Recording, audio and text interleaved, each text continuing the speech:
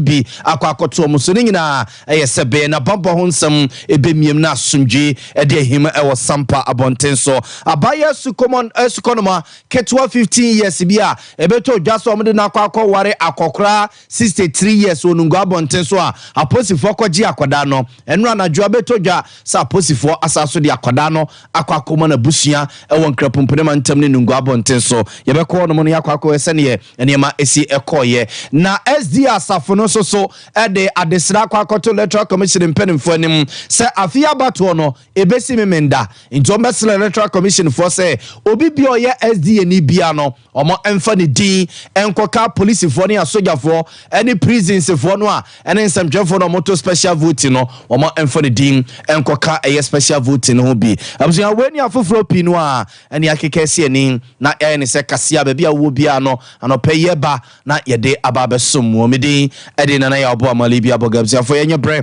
na finsam no yenkomo ankasa emfa emamo yademo shasi free bambum na atraya ehwe maye fisem bambo ho nsensem so de krata ba betudwa se adesia wo Sompa ye wo jama no for baton pesua so e wo bonoma ntem ne mu no se be na asomdwe be de na asomdwe nya akunya atena so e wo Sompa ne mpotam ntino wo mo de hwehwe na kafi bi akwakoto adesia ne so e wo Sompa ene ne mpotam nyina jama no for baton pesua so e na aposifo ene interior ministry no etu sa na mo wo mo kire se e woni ehwe bambo wonsam so wo potam honom afutuo ene nkomo mo ne omudiye ene nam so ma omo etrase ekwa awre wakobusa bere wa place ekeka ne emasi ani no na ebesa fata se mpenifo de kafi be kwa akoto adehia wo Sompa ene ne potam so eye osofa wo de hwe my god afisem bambo ho nsensem so a wo de ne nsahye sakrata wi ase openi herikoti na kire se abro so a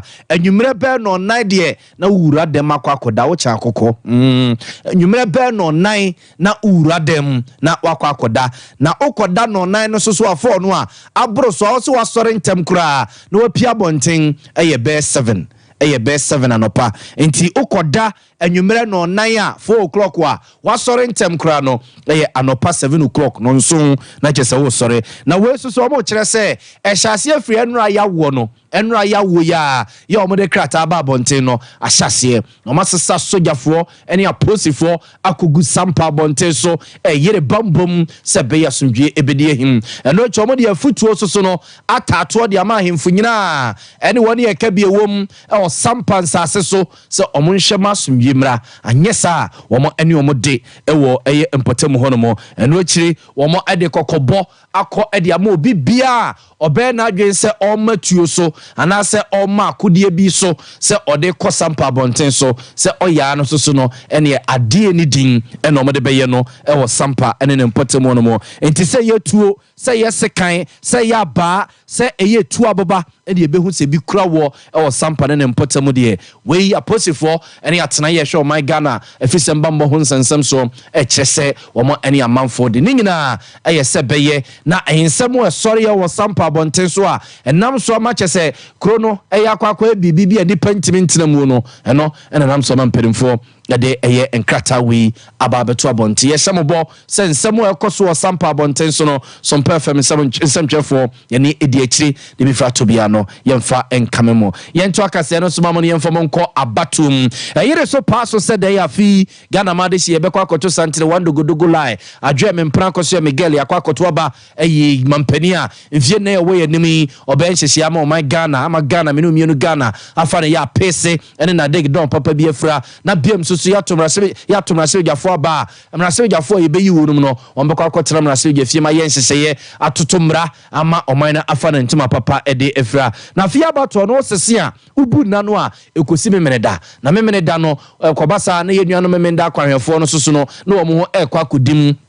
eye womo eda jesu womo ntutu na se yomo konkro da pa Saturday no nyasem ketwa enam so ma SD asafo manyina ene SD asore ne mperimfo e de adesra kwa akoto electoral commission fo anim se senkebe ya unse ya kwa koto aba na nipa binom di ka to yesi ya friend special voting a police fo wom a soldier fo wom prisons fo wom fire service fo wom immigration fo wom customs officers wom and central fo wom ene omo a electoral commission adwumayefo a omo ebeye adwuma abato da no omo so omo to sa special voting bi ene nam so ma SD asafo no esre abato commission mpenimfo se SD ni bia Yankopon ya adoma December aba no yemfa ne din koka special vote no no ntumi nto ma bantem na saa memene da no a Ghana fo nyina be kwa akoto aba no omo anya kwan e de akwa akosom mu Yankopon the far about 12 horses if we bear in fear academy between Pia as a church yes so for something for as the politician we move the diaspora control company ya coaching justice ho ya come ami gemensa ho akashim na o she bo se we be afraid yet check we say we nyan say you say next about you ka nemo ya ka simple for say ye fi say obetimi amaye special voting we so to ba and sana ya ka cho Observanti we Pastor Kwame Anoboahen on president Northern Ghana Union Conference SDA churches wono ene da no na ode sanchemu we amane yento aso na ebeto dwasemra swejafo akwa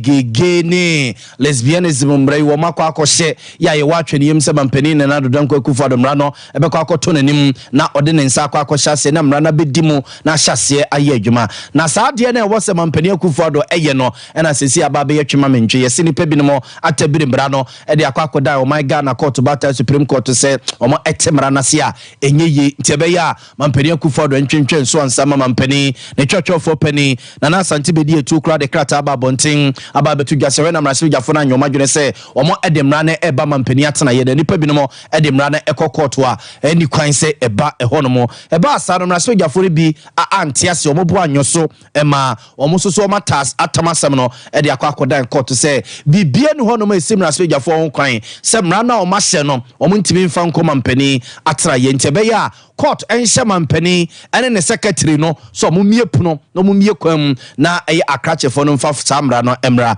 eno na nura court kokko tena asem ne so a sie ne mo ekase ye ntete ene se court ntimi emu asem no wo mo atu ede akwakohye April busumi ewumi ne de toso aduonu nkron 29th April na emranimfo a okogina ye ekoka bidima eye mrase gyafo no lawyer ni papo eye sumua ado ene yen edinkomo to the attention of the court the letter from the Speaker of Parliament.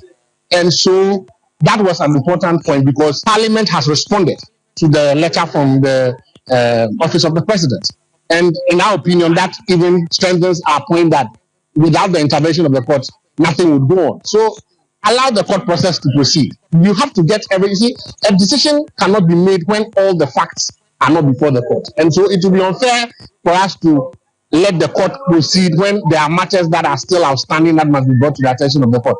The AG has filed these processes. We filed our processes. We've sought leave to respond to processes filed by the AG. So on the 29th, there should be no reason why the court will not go ahead, either to give us a date for the decision or maybe to give us some further directions. Observanti we lawyer ni papo somua adono ena eye lawyer de ma MPC a titiru ene mrasmeje ni owo mrasmeje fiema de shema wo South Diabaton pesia so honorable Roxen Nelson da fia makpo ena asemi odi akwakodan court nto no ena eye lawyer ede emmanuel ye de mo eko eye nungu abonten so ebeto dwase akwada suko no mamo bonse bi akwada kura nofo enye dwimpo chese anke twade kura no enu yesi akodai yede na akwakoma papa akokora bi a wadi be 63 years aringa so wonwa no ma papa susu asesa ne ma de akwakoya akwada ketua 50 years no ho ade o e ma chese ho nsem de okurimo na enya asem ketua ebisi yem koche papa akokora no ebisi wo yo hene ebi kura sese ye o mama mre ne amane ye bia na fibia no wono mo eye ebisi so chese ntesa eye siwa en wakwakosi akwada ne nyese bia wo wade akwada 15 years na akwakotena fie akwako wane na asɔda bom asɔre bom adidi bom adware bom aye bibia bom sa anya de a ebe ye sa ma kyese aposifo bam abam mpanimfo pino asoso bam a akoda no wo ekogye no de na afri na busuafo ensem ebeto dwa se enra ene nhwehwemu aposifo ye nhwehwemu national security ye nhwehwemu atraya ehwe amamre ne amane so eye nyina no akogu ema enra wo de akoda no akoma na busua ewo nungu abonten so minister mampani akufo adwa yi no semrasojafo gine tumu a wonhwe emma nkwada ne amansan ye yo ho nsensem ma me dokua eye Newman echichi nsemu se kire. Social Welfare Department under the Ministry of Gender has taken the child through counseling. The required medical assessments have also been undertaken. The counselors and caregivers have had conversations with the child and relatives about her education, her health, and her future prospects. So I would like you all to know that the medical assessment on the child, it indicates that she's not pregnant and she has no immediate health concerns. Now Okomo's date of birth, from records at her creche and her primary schools she attended, indicates that she's 15 years old and she was born on the 18th of July 2008. The child will continue to pursue her education, and the Attorney General has issued an interim report which is dated 18th April 2024 and has advised that in the best interest of the child and in accordance with Section 2 and 5 of the Children's Act, the child should be released to her parents pending their complete review of the docket. Abzanfonti woye emrase ejeni owo emrase ejefima desi owo okan kwisa otabatom pesua so onabo eyedokuwa Newman no na mampani akufu ado abone din se emrase ejafo gene tumu a onkoye minister obehwe nkwada ema eni amansan ye yo ehun sensem kire minister for gender, children and social affairs ono na yete ne Kenya na ochechi nsem nti eno na dwo no a omode akwada no akwakoma na busua yedemo ekokwa me nkromansi apon mo na opani ba kwa wodi ne pa Kwame Nkrumah apom ekirade ewo omo department ehwe communication hunsensem Dr. Jane Sibebunsu na sesi ade bia ebe wiase yesi friend artificial intelligence ya sesi abrofreti ma ya akoye nipa so hu oma ye nipa oma ye nipa oyoba aye nipa oye bema se meti hei ne se bia mepe yalanga dwa bi na me fi se me kofa kuku anum bi se yombetete mi a na makwa kofa AI no yesi efe ne se Sofia o se Sofia na mne ne eti na abrofo ne se bi mpredua so omo no omu ne abusua pani obetu omofo no ebi kra kofa bi ne omote ware chese obeba na toy no robot no wa ye aduane asi no ho aprapra ne dem chese ne ye a one ne tie eno no ebi so kra ye bia wo befa nipa ne na ye adwuma no wo de robot no a na ye adwuma wo na adwuma mu ne sampempra wade no ma nanu yi akra no IMF ne mpanimfo akese a wo mo dwendwene wiase kasam ho akasa ede afa ho eno na Dr. Jane Asibebunsu wabene ewo eye sa balo communication ho nsensem ne sa ne mafoforo wo ya eyi niti ewo wiase artificial intelligence Dr. Jane say Asibebunsu ede atodwa se baby wiase ekeka kono wa hwia ebedu baby sa toy Sophia fo ni hwan fo ya artificial intelligence fo na ye omo no omna beji wiase adwuma nyina aboso fi se nipa binom ya omadwene ya akwa omo se omo krado de adwuma so omo nsa omo ye ni ye ye ma ni ye krasen ye nipa no a ye tete honum no so ye chance say adapt AI no ewe adwuma bia no a edi sanso bi bebe ye de ebi ene say CCN say hwe globally according to research by 2030 even in America they're going to lose 12 million workers are going to lose their work through AI. 12 million American workers. So it's all the background and saying so the percentage and it's probably be able to much say adopt to AI now. Asema emu rem kana samtese aba wo se inyemu ehurumu ansa ne tinye tuanamo enye sa binya susanso bebre ya be ha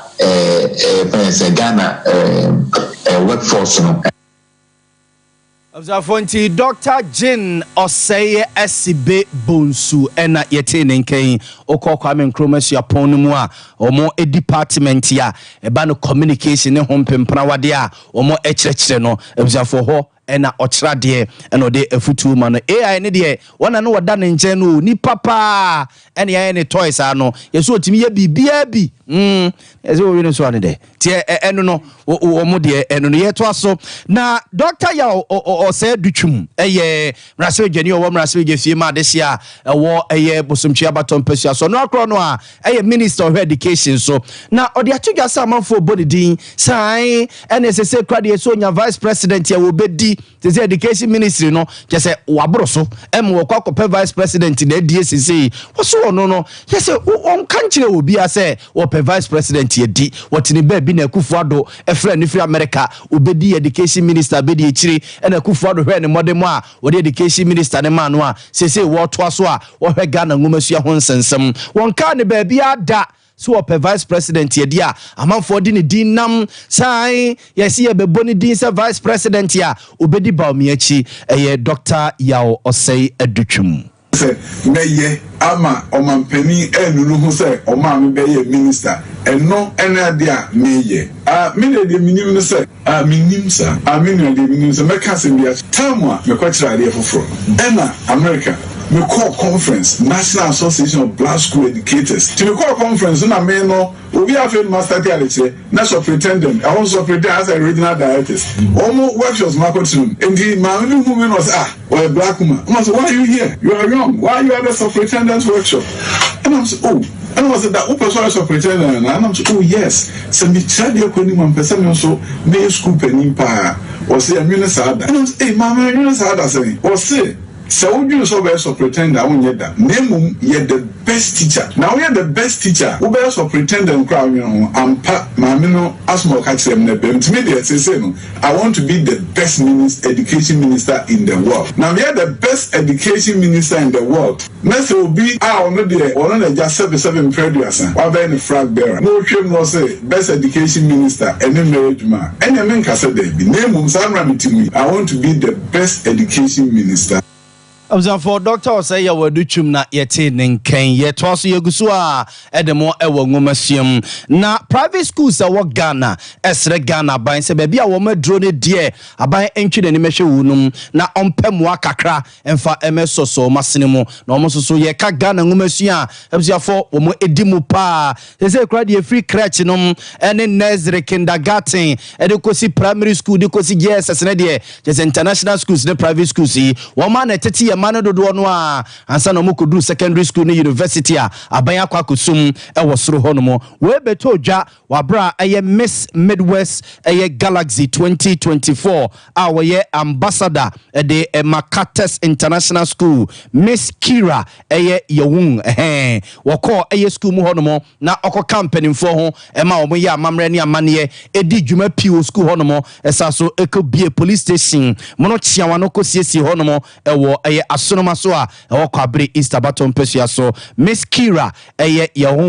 Miss Midwest Galaxy 2024 a ambassador Kates International School ebusia adesra wode to aban nim ne se bia ya ba bedron de sabaya mem no ameso private schools na sene no amma wonu mu a ebe de ne pa. And what you can find here at this facility is a state-of-the-art private education system. What you find here oftentimes in Ghana is that the government will focus on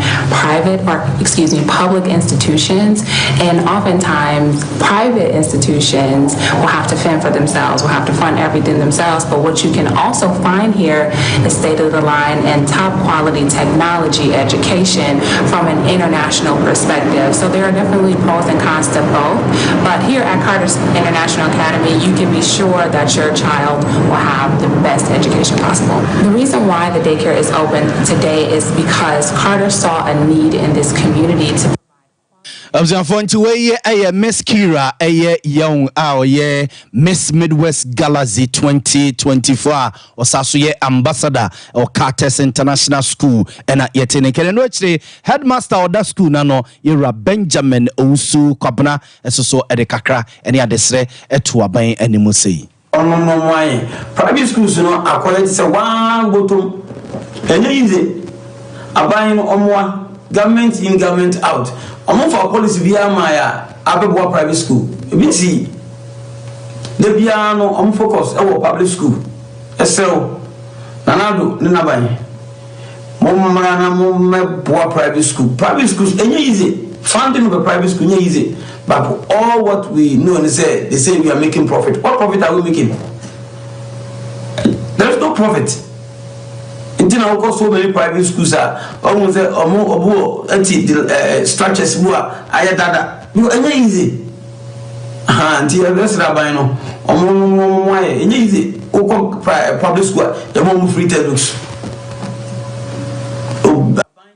Observe nti weye a headmaster or that Cartes International School ano yewra Benjamin Owusu kwabna ena yetene kan de kase ne kwakowie o Swami interchange ne so na observe Swami interchange aba hyase a wo yo na ne yode ene ofa Swami Sompa FM ni masei na wo de kɔ eye mazi honomu a ene adwuma o moye ne honomu nya asem keto na se bia ofa eye Swamran about no so na do ani ekyerem eye from traffic light ne so a eye west school na wo honomu no utum hu adwuma wo mo eye no inside honomu na wo mo ka bie wom kwasibre ne ka ne se eye stakeholders ya wo Swami ne mpotem se eja wo mo nterete na honomu mfo mo nsa nhyomo da mere fam nchi ni say contractors na enya omadwuma bi o mo ye wo so so mo kɔ na wo mo du omani akodi ho adanse se anyambia interchange no a yesi wo mo ye no wo mo yo ampa na wo mo ekɔ ye no na eye engineer wo hweso opani Dennis Kusibuaten echese adwuma no mo ye no wo mo ye dia magana fo ne adehye a wo Swami nti wo mo dia wo ma bi o ma pram obi a wo pese obeba no aba be he wo madwuma na wo mo ye no no ma chechire mu no wo mo abi o ma pno ato no mo bread mo bia so be cheche nema mu ama adehye wo Swami ate adwuma mo ye nase Moa Modia, Timan Fuano Modia, Omuna, Ediamo, Ayawom to Modiama, and I did. And Humanity kind, Ediamo, Mutiamani or Modia. And just a young any idea Manashes and young Juan and Yansa, away too. Into Brano, the best of the morning, I must modern. Now, Modimadrin, Ebeba, Madrina Modiba, the Senate, no make you hold more Maka, after Sumua, Yadibe, Eduma. And a room represents. So I am here to say, there will be a while, you will fire the man who are Ayana and Fapans. A beautiful frog, as a ring that didn't feel by.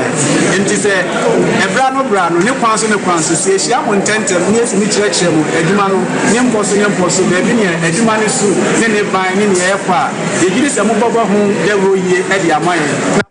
Observe engineer Dennis Kusibuaten ena yetene ka ye gira we so na no pen nsemo ye de babeso mo no ye de mosia sei na ya sore ama omanhina asaso atenase bio e de ade ache bia dwumadi atoa moso medin e de nana ya obo amale bia boga no pe kuku na chinchin fidie ne de ma me Calvin e ko ba jesi simprimu ena omoka ho tabiri yen e de e ko television so ososo ye da wase sa no pei woni yen etena ye edamase ema muniti